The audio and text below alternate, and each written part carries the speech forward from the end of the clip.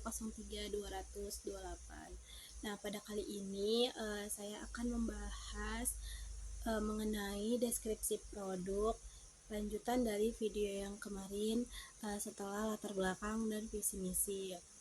Sebelumnya, pertama-tama marilah kita panjatkan puji syukur kehadirat Allah Subhanahu wa Ta'ala, yang mana pada kali ini kita masih diberikannya nikmat kesehatan serta keselamatan sehingga saya bisa menyelesaikan tugas video kali ini. Nah, di sini saya akan melanjutkan tugas video mata kuliah rancangan usaha agribisnis, dosen pengampu Bapak Wahyu Isnanda Nasution SST MPD. Nah, langsung saja ke materi. Setelah kita bahas kemarin mengenai latar belakang dan visi misi dari sebuah usaha, di sini saya akan membahas mengenai deskripsi produk. Kenapa saya mau membahas mengenai deskripsi produk? Karena deskripsi produk itu salah satu bagian yang sangat penting untuk kita seorang pengusaha gitu. Nah, di sini maksud dari deskripsi produk itu penjelasan tertulis yang memberikan informasi lengkap dan jelas mengenai satu produk kita gitu kan. Jadi tujuannya adalah membantu konsumen memahami fitur, manfaat, dan spesifik produk kita sehingga dapat membuat keputusan pembelian yang tepat itu. Jadi deskripsi produk ini mencakup beberapa elemen penting. Nah, di sini saya akan membahas elemen pentingnya satu-satu. Jadi, elemen penting dari deskripsi produk ini ada 8. Yang pertama tentu saja ada yang namanya nama produk gitu kan. Yang kedua ada yang namanya spesifikasi produk, dan yang ketiga itu ada namanya fitur utama. Yang keempat ada manfaat dan kegunaan, dan yang kelima itu ada harga dan variasi. Yang keenam ada instruksi perawatan atau pemakaian. Yang ketujuh itu ada testimonial atau review. Yang keempat ada call to action. Baik, di sini saya akan membahas satu persatu dari elemen penting deskripsi produk gitu. Jadi di sini saya akan membahas terlebih dahulu mengenai yang pertama, nama produk. Jadi nama produk ini sangat kita butuhkan ketika kita menjual suatu barang gitu kan. Jadi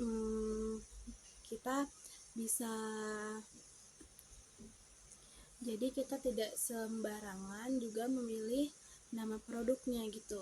Dan nama produk ini juga membuat produk kita jadi gampang dikenali oleh konsumen lainnya. Yang kedua ada spesifikasi produk. Nah, spesifikasi produk ini berisi detail, teknis, atau rasa ataupun yang lainnya gitu. Dan yang ketiga itu ada fitur utama, menjelaskan fitur unik yang menjadi nilai jual produk kita. Jadi fitur utama ini bisa dibilang seperti ini. Produk kita berbeda dengan produk lainnya gitu. Apa sih keunikan dari produk kita yang tidak dimiliki produk lainnya? Dan yang keempat itu ada manfaat dan kegunaan. Maksudnya itu memberikan gambaran tentang manfaat bagi konsumen dan penggunaannya. Tuh. Yang kelima ada harga dan variasi. Maksudnya itu menampilkan harga dan pilihan variasi dari produk kita. Selanjutnya ada instruksi perawatan atau perawatannya. Maksudnya itu berisi selanjutnya itu ada testimonial. Jadi kita memberikan testimonial ke pelanggan kita yang baru gitu. Jadi mereka juga tertarik untuk membelinya. Nah, selanjutnya ada call to action. Maksudnya itu ajakan untuk melakukan tindakan seperti membeli atau mencoba produk gitu kan. Selanjutnya di sini saya akan membahas mengenai fungsi deskripsi produk. Nah, yang pertama itu ada membangun kepercayaan. yang kedua ada meningkatkan penjualan, yang ketiga ada mengurangi pertanyaan konsumen.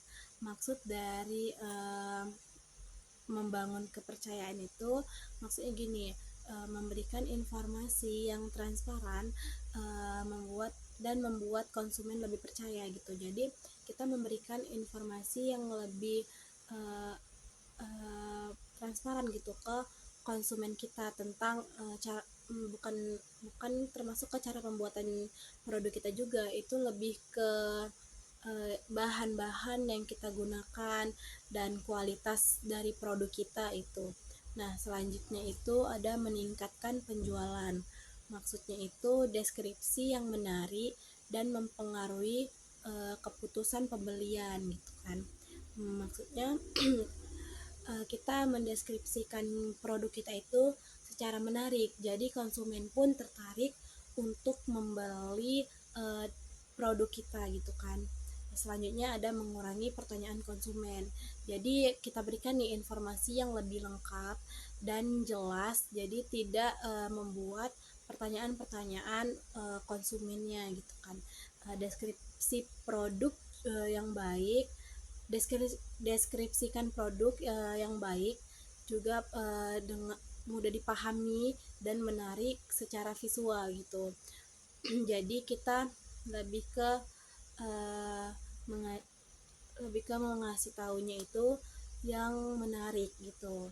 Jadi konsumen juga tertarik membeli dagangan kita. Nah, selanjutnya di sini saya akan membagikan tips and trick cara membuat nama produk yang baik gitu kan. Membuat nama produk yang tepat sangat penting karena nama produk itu berperan sebagai identitas yang mempengaruhi persepsi konsumen gitu.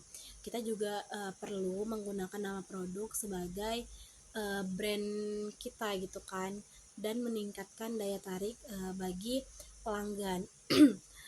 Berikut di sini ada cara-cara membuat nama produk. Yang pertama ada pahami identitas dan nilai produk gitu. Dan yang kedua ada kita kenali dulu nih target pasarnya. Dan yang ketiga ada gunakan kata yang mudah diingat dan diucapkan. Yang keempat ada lakukan riset kompetitor. Yang ke 5 ada gunakan teknik kreatif dalam penanaman. Dan yang keenam ada pertimbangkan aspek branding dan logistik gitu. Yang ketujuh itu ada kita uji nama produk dengan konsumen atau tim. Dan yang ke-8 ada tambahkan emosi atau makna personal. Itu sih sebenarnya opsional gitu kan. Yang 9 ada perhatikan skala dan pertumbuhan bisnis. Dan yang ke-10 itu ada contoh nama produk yang sukses. Nggak nyambung. Langsung saja ke yang pertama tadi, yang saya bilang pahami identitas dan nilai dari produk. Maksudnya itu gini, kita pertimbangkan dan misi dan tujuan produk, apakah produk ini menekankan kualitas, kecepatan, estetika, atau inovasi gitu. Dan yang kedua ada ciptakan nilai positif dan nama harus dan yang kedua tuh ada ciptakan aspek sisi positifnya, dan nama juga harus menggambarkan. Nah, yang selanjutnya tuh ada kita ciptakan aspek sisi positifnya. Nama harus juga menggambarkan manfaat atau nilai dari produk kita gitu. Dan yang kedua itu yang tadi saya bilang, kenali target pasar dan industrinya. Nah, kita kenali dulu nih target pasar kita. Kita mau jual ke kalangan ya usia yang lebih, misalnya seperti remaja, anak-anak, ataupun orang tua gitu. Dan yang kedua, sesuaikan gaya bahasa dengan target pasar gitu. Misalnya nama untuk produk anak-anak itu cenderung ke imajinatif dan menyenangkan gitu kan. Sedangkan untuk yang ke remaja itu kita buat secara kekinian gitu. Selanjutnya yang ketiga, gunakan kata yang mudah diingat dan diucapkan. Kita pilih kata-kata yang sesederhana mungkin agar mudah diingat oleh konsumen dan gampang diucapkan oleh konsumen kita nantinya gitu. Dan yang kedua, hindari nama yang terlalu rumit atau sulit dihafalkan. Jadi kita boleh aja berimajinasi menggunakan nama untuk produk kita itu secara keunik-unikan gitu kan. Tapi kita juga pikirkan nama dari produk kita ini mudah diingat atau dilafalkan gitu. Dan yang keempat ada lakukan riset kompetitor. Yang pertama itu analisis dulu nama-nama produk dari kompetitor di industri yang sama gitu. Dan yang kedua ada hindari nama yang mirip untuk menghindari kebingungan dan masalah hukum terkait hak cipta dan merek dagang. Maksudnya gini, kan banyak nih produk-produk yang olahannya sama tapi nama dari produk itu berbeda. Selanjutnya ada gunakan teknik kreatif dalam penamaan gitu kan. Jadi misalnya nih seperti ada singkatan atau akronim. Contohnya kita tahu sendiri kan nama produk IKEA itu kan dia singkatan tapi menarik gitu dan mempunyai makna tersendiri. Nah, yang kedua itu kita juga boleh menggunakan bahasa yang asing atau kata baru. Kita juga pilih kata dari bahasa asing atau ciptaan kata baru. Contohnya ini seperti ada nih berasal dari kata lain sonus yang artinya suara itu kita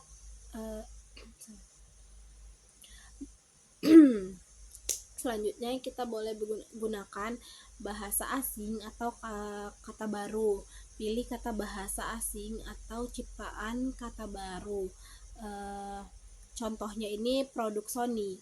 Sony kan berasal dari kata Latin yaitu sonus yang artinya suara gitu. Dan yang keenam ada pertimbangkan dulu nih aspek dan brandingnya. Maksudnya itu pastikan nama dari produk kita tidak melanggar hak cipta dan merek dagang. Dan yang ketujuh itu ada uji nama produk dengan konsumen atau tim. Kita buat beberapa opsi gitu nama dan lakukan survei dan kita diskusikan dengan tim kita. Dan pilih nama yang mendapatkan respon positif dan relevan dengan produk kita nantinya. Yang ke-8 ada tambahkan emosi atau makna. Itu sebenarnya opsional, boleh kita tips ini boleh kita gunakan atau tidak. Nah, maksudnya itu beberapa nama produk terinspirasi dari pengalaman pribadi atau peristiwa dan berkesan bagi pendiri gitu kan. Contohnya Nike itu diambil dari nama Dewi kemenangan Yunani yang mencerminkan semangat kompetisi gitu. Dan yang keenam ada perhatikan skala dan pertumbuhan bisnis. Maksudnya itu kita pilih nama yang bisa tumbuh bersama bisnis kita. Kita juga hindari nama yang terlalu sempit sehingga kita membatasi inovasi di masa depan nantinya. Dan yang ke-10 itu ada contoh nama produk yang sukses dan alasannya. Nah, yang pertama itu ada contoh Tokopedia. Itu kan gabungan dari kata toko dan ensiklopedia. Itu kan juga sukses nih. Menggambarkan dari marketplace yang sangat luas. Nah, itu kan membuatnya dari kata gabungan tadi. Nah, yang kedua ada Coca-Cola. Nah, nama ini berbasis bahan-bahan utama dari daun coca dengan pengulangan bunyi dan membuatnya lebih catchy gitu. Nah, itu tadi uh, tips membuat nama dari produk kita. Nah, produk yang baik harus relevan dengan identitas produk kita. Nah, mudah diingat dan dapat berkembang seiring waktu. Proses penentuan nama ini juga membutuhkan kreativitas, riset, dan uji coba untuk memastikan bahwa nama tersebut sesuai dengan brand dan diterima baik oleh konsumen kita. Nah, di sini saya akan menjelaskan juga dan setelah pastikan juga ada nih kendala-kendala dalam membuat nama-nama produk yang tadi. Tuh, jadi di sini saya akan membagikan nah, setelah kita membuat nama produk tadi, pasti ada kendala-kendala yang terjadi saat pembuatan nama produk. Nah, kita juga membuat nama produk itu bukan hal yang mudah gitu kan. Jadi ada kendala-kendalanya. Yang pertama itu keterbatasan ide kreatif, yang kedua kesamaan dengan merek lain, dan yang ketiga ketersediaan domain website dan media sosial, dan yang keempat sulit diucapkan atau diingat, yang kelima kendala bahasa dan budaya, dan yang keenam asosiasi emosi negatif, yang ketujuh nama terlalu generik atau tidak menonjol, dan yang ke-8 sulit dikembangkan untuk masa depan, yang 9 kesulitan membangun relevansi dengan produk, yang ke-10 perubahan tren dan mode, yang ke-11 konflik kepentingan dengan stakeholder, yang ke-12 keterbatasan anggaran dan waktu. Nah, di sini kita akan membahas satu-satu kendala yang tadi saya sebutkan. Yang pertama tadi kan ada keterbatasan ide kreatif. Maksudnya ini kita mempunyai tantangan yang sulit untuk menghasilkan nama yang unik dan kreatif dalam pasar yang sudah kompetitif gitu. Dan yang kedua, dan ada juga penyebabnya tuh terlalu banyak ide yang serupa di industri yang sama atau terbatasnya wawasan tim kreatif kita gitu. Yang kedua ada kesamaan dengan merek lainnya. Nah, tantangannya itu ada nama yang dipilih mungkin sudah digunakan oleh merek atau produk lainnya. Seperti kan banyak nih produk yang sama tapi namanya itu tidak memiliki inovasi-inovasi yang lain, sehingga brand produk kita dengan brand produk lainnya itu sama. Yang kedua ada resikonya nih, kita bisa menyebabkan masalah hukum seperti pelanggaran hak merek dan hak merek dagang, dan membingungkan konsumen. Jadi ini kita bingung nih, saya sebagai konsumen tentu saja bingung memilih brand mana yang paling bagus dengan nama yang sama gitu. Yang ketiga ada ketersediaan domain website dan media sosial. Tantangannya itu nama yang sempurna mungkin tidak tersedia sebagai domain atau username di media sosial. Resikonya itu kita menghambat branding digital dan pemasaran online. Yang keempat itu ada ada sulit diucapkan atau diingat. Tantangannya itu nama yang kompleks atau panjang bisa sulit diucapkan atau diingat konsumen. Nah, ya resikonya itu menurunkan daya tarik produk dan menyulitkan konsumen untuk merekomendasikannya. Yang kelima tadi ada kendala bahasa dan budaya. Tantangannya itu nama yang bagus dalam satu bahasa mungkin memiliki arti negatif dalam bahasa atau budaya lainnya gitu. Resikonya menyebabkan kesalahpahaman dan merusak reputasi merek di pasar internasional. Yang keenam ada asosiasi emosi negatif. Tantangannya nama yang tidak dipikirkan dipikirkan matang-matang dapat menimbulkan asosiasi negatif. Dan resikonya itu konsumen mungkin tidak menyukai produk karena kesannya tuh tidak ada artinya, yang tidak menyenangkan gitu.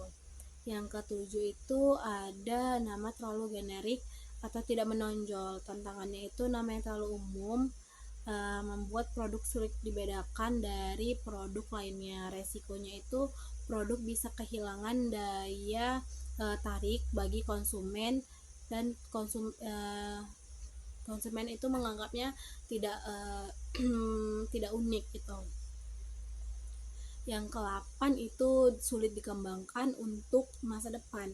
Jadi tantangannya itu nama yang terlalu spesifik bisa membatasi ruang lingkup bisnis di masa depan nantinya. Dan resikonya itu jika bisnis berkembang, nama produk mungkin tidak lagi relevan dengan layanan atau produk barunya. Dan yang ke-9, kesulitan membangun relevansi dengan produk. Tantangannya itu beberapa nama mungkin terdengar bagus tetapi tidak relevan dengan produk yang dijual gitu.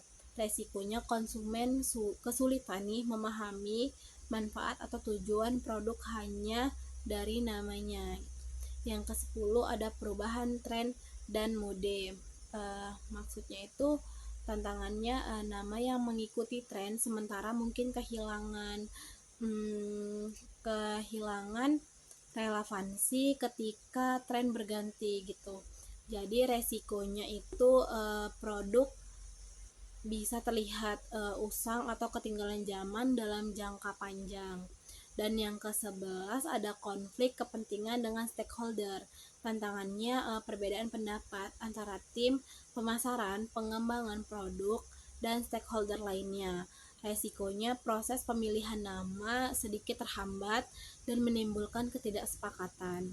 Yang ke-12 keterbatasan anggaran dan waktu. Tantangannya itu proses kreatif membutuhkan jasa konsultan atau ahli branding. Resikonya itu jika kita paksakan dalam waktu terbatas, hasilnya bisa kurang optimal gitu. Jadi itu tadi kendala-kendala dalam pembuatan produknya dan tantangan serta resikonya. Jadi proses penamaan produk ini melibatkan berbagai kendala gitu, mulai dari aspek kreatif, legal, hingga kultural. Untuk mengatasi kendala tersebut diperlukannya riset mendalam seperti kreativitas dan koordinasi yang baik di antara tim satu dengan tim lainnya.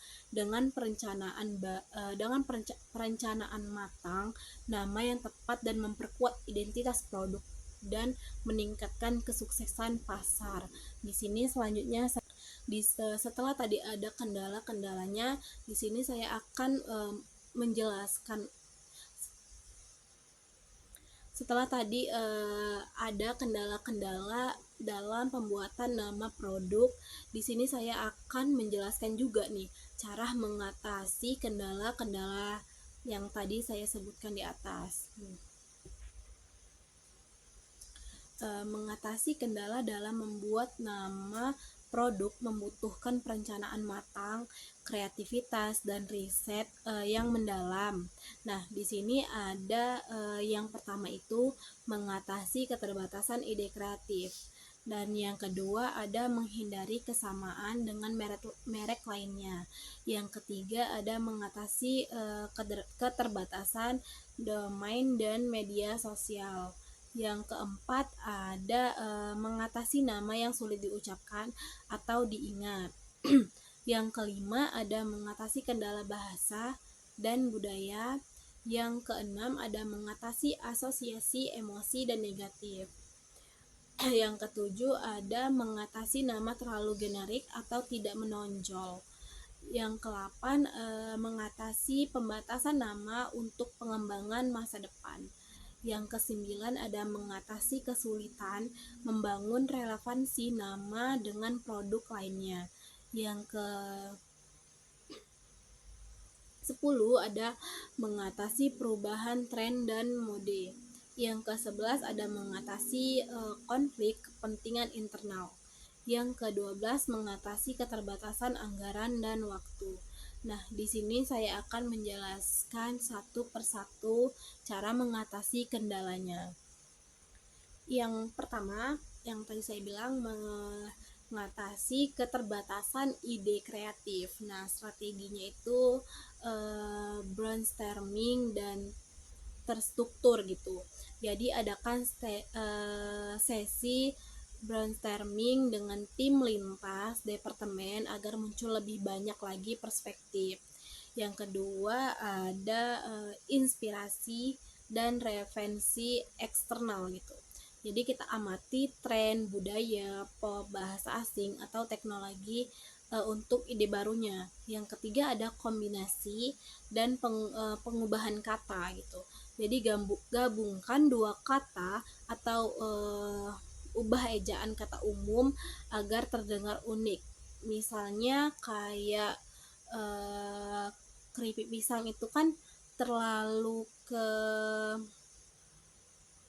zaman terlalu ini banget, umum banget gitu. Jadi kita bisa ubah nama produk kita lainnya yang tidak terlalu sulit diucapkan tapi menarik gitu.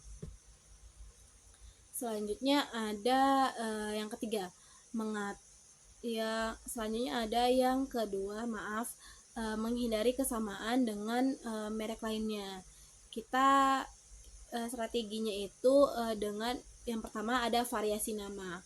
Tambahkan kata deskriptif atau lokasi. Contohnya ini ada di kafe-kafe sekarang nih, kan banyak juga nih nama kafe-kafe yang sama, coffee shop gitu kan. Jadi kita bisa tambahkan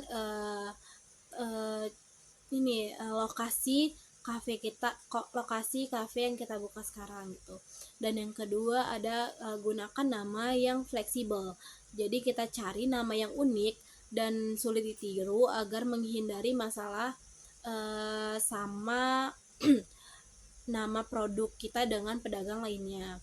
Dan yang ketiga ada mengatasi keterbatasan domain dan media sosial. Strateginya itu kita menggunakan variasi nama domain, gunakan ekstensi domain lain seperti idealnet atau tambahkan kata seperti official. Dan yang kedua ada kreativitas di media sosial. Jika nama kita sudah dipakai nih, tambahkan elemen seperti underscore atau kata tambahan yang lebih relevan. Yang keempat ada mengatasi nama yang sulit diucapkan atau diingat. Strateginya itu kita pilih nama yang singkat namun menarik gitu. Dan yang kedua ada hindari kombinasi huruf yang rumit. Kita gunakan huruf vokal dan konsonan yang lazim dipakai dalam bahasa target. Yang kelima ada mengatasi kendala bahasa dan budaya. Strateginya kita lakukan uji makna multibahasa. Nah, yang selanjutnya itu kan mengatasi kendala bahasa dan budaya.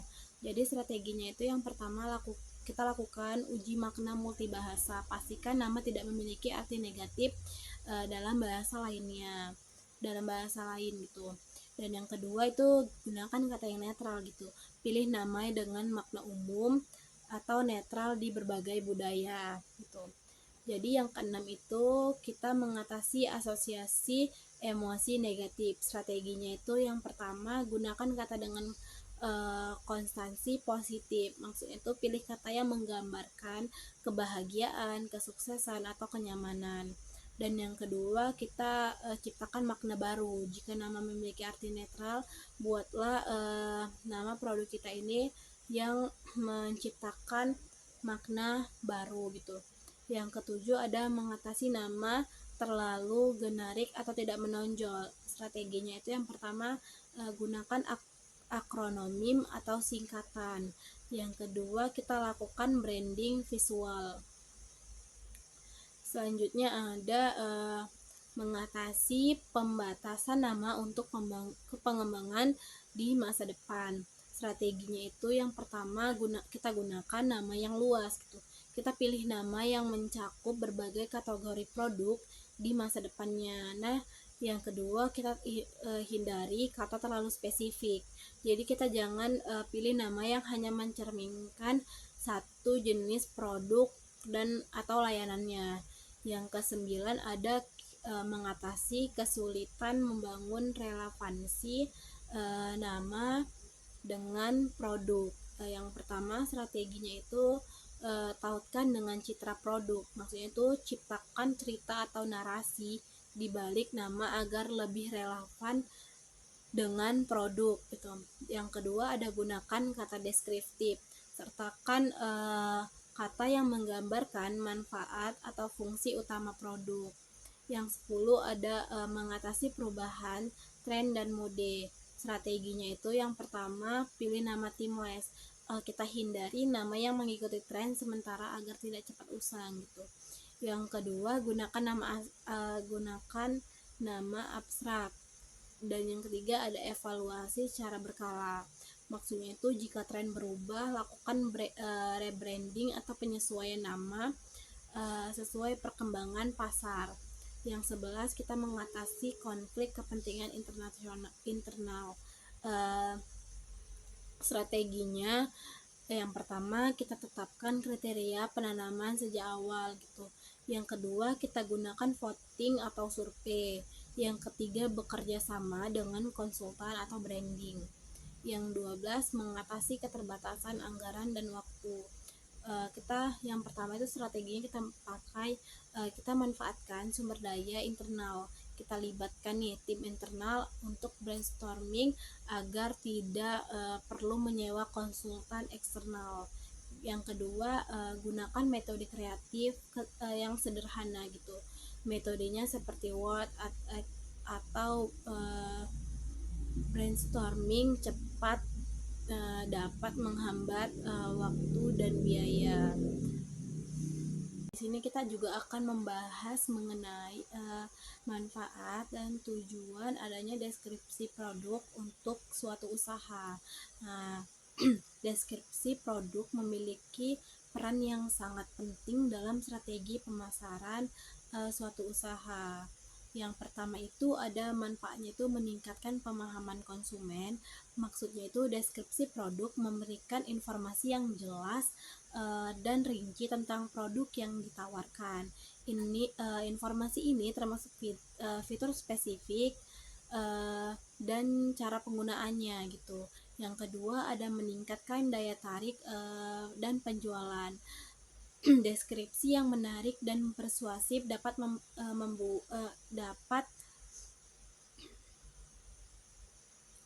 yang kedua ada meningkatkan daya tarik dan penjualan. Deskripsi yang menarik dan persuasif dapat menarik perhatian konsumen gitu. Yang ketiga ada membangun kepercayaan pelanggan.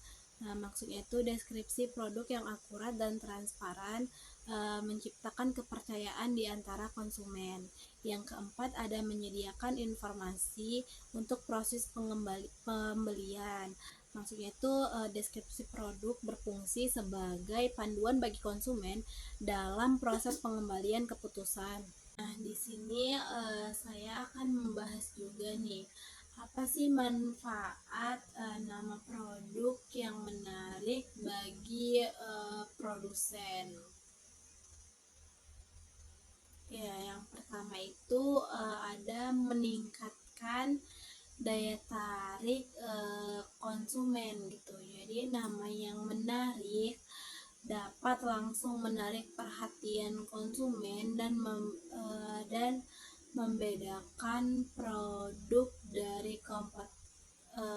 kompetitor. Nama yang unik dan kreatif seringkali memicu rasa ingin tahu, mendorong konsumen untuk mengetahui lebih lanjut tentang produk tersebut. Yang kedua ada membangun identitas merek nama produk. Identitas merek. Produk adalah bagian internal dari identitas merek. Nama yang konsisten dan mudah diingat membantu membangun citra merek yang kuat. Yang ketiga ada memudahkan pemasaran dan promosi. Nama yang menarik dan relevan dapat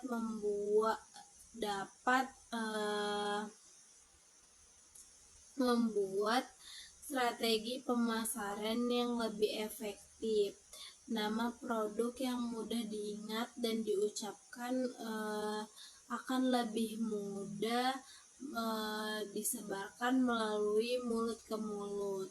Yang keempat ada menyampaikan pesan dan nilai produk. Nama produk dapat memberikan petunjuk tentang fungsi atau manfaatnya. Nama yang deskriptif bisa memberi konsumen gambaran yang jelas tentang apa yang mereka dapatkan, sehingga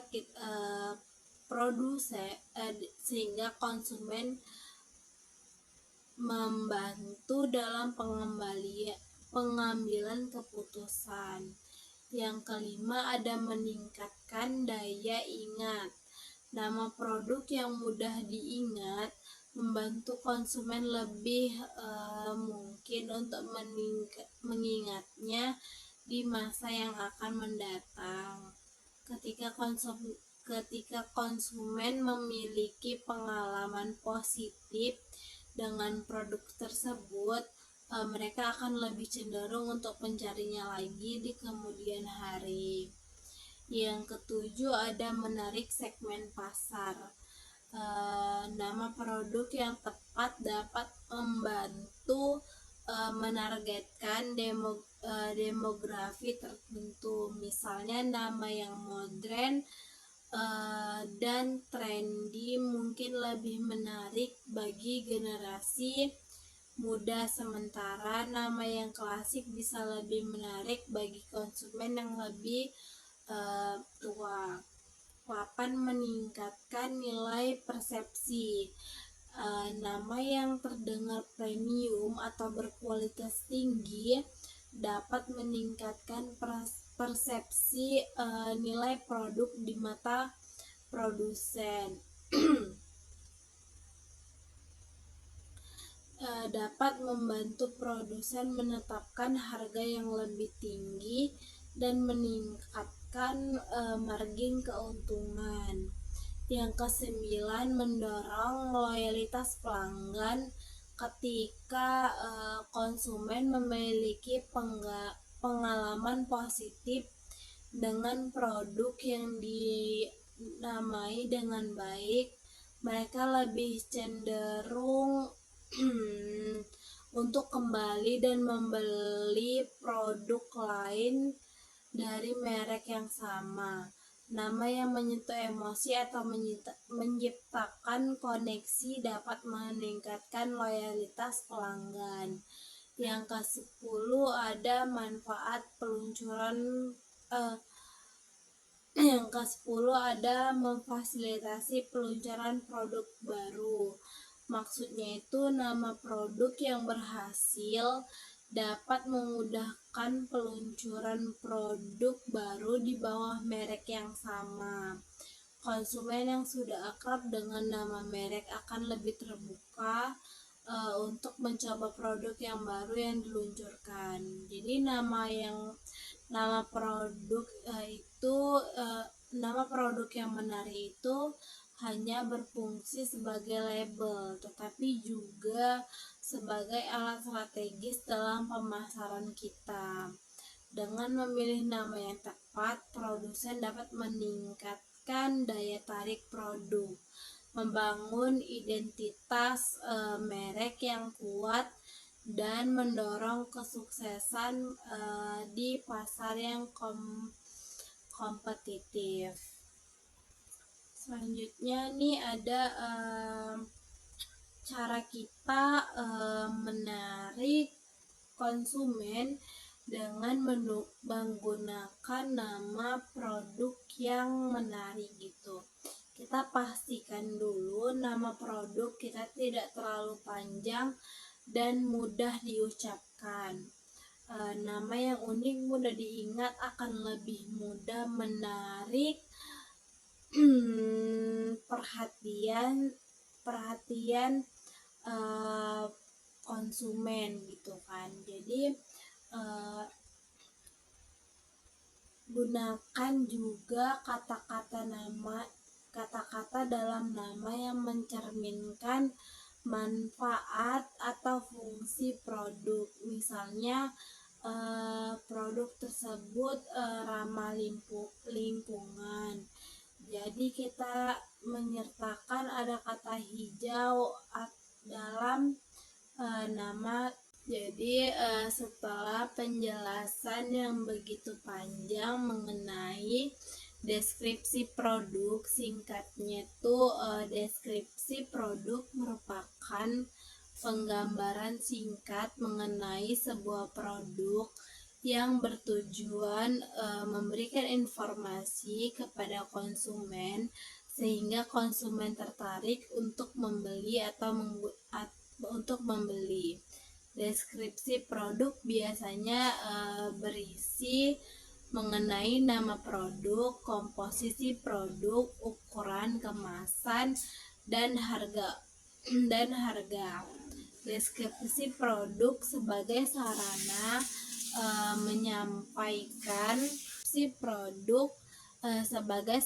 menyampaikan informasi terkait produk tersebut, sehingga deskripsi produk dianggap dimiliki peranan yang sangat penting baik produsen maupun konsumen. Peranan deskripsi produk bagi produsen sangat penting, yaitu pengenalan produk pada saat penjualan. Sedangkan bagi konsumen atau pengguna, deskripsi produk memegang peran penting sebagai sumber informasi dan petunjuk mengenai produk tersebut. Deskripsi produk memberikan berbagai manfaat pada penggunaan, diantaranya adalah untuk menghindari salah penggunaan produk bagi penggunaan yang memiliki alergi dengan makanan yang mengandung bahan zat tertentu, misalnya alergi seafood, kandungan glukosa yang tinggi pada penderita diabetes, atau yang lainnya. Kebiasaan masyarakat saat ini adalah mencari informasi melalui internet, karena data dan fakta pada internet sangat beragam dan dapat diakses kapan aja. Website merupakan salah satu informasi pada internet yang dapat memenuhi kebutuhan masyarakat dan informasi. Hal ini juga berlaku untuk mendapatkan informasi produk gitu. Proses mendapatkan rincian deskripsi produk yang berupa nama produk, ukuran kemasan, komposisi, cara penggunaan, dan harga produk umumnya dapat dilakukan dengan melakukan pencarian secara manual pada mesin pencari seperti Google.com dengan memasukkan nama produk dan mengakses website yang menampilkan informasi produk. Namun hal ini dirasa kurang efektif karena link yang ditampilkan sering kali tidak memberikan informasi yang dicari. Misalkan menampilkan gambar produk saja atau nama produk saja yang mirip namun berbeda. Sekian penjelasan deskripsi produk. Lebih dan kurang saya mohon maaf. Assalamualaikum warahmatullahi wabarakatuh.